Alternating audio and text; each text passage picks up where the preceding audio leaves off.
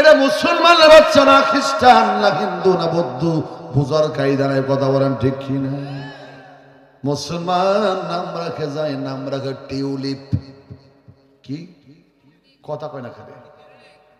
Tulip, tube. এটা কি হিন্দু না বৌদ্ধ না খ্রিস্টান কায়দা আছে মুসলমান বুঝার? আচ্ছা বলেন তো, দেখি টিউলিপ কি মুসলমান নাম? কথা বলেন না কেন? হ্যাঁ, এই যে অবস্থাগুলো, আজকে মুসলমান নামের সাথে মুসলমানিত্ব নাই, কথা বলেন ঠিক কিনা? কোন কাজের সাথে আমাদের মুসলমানিত্ব নাই।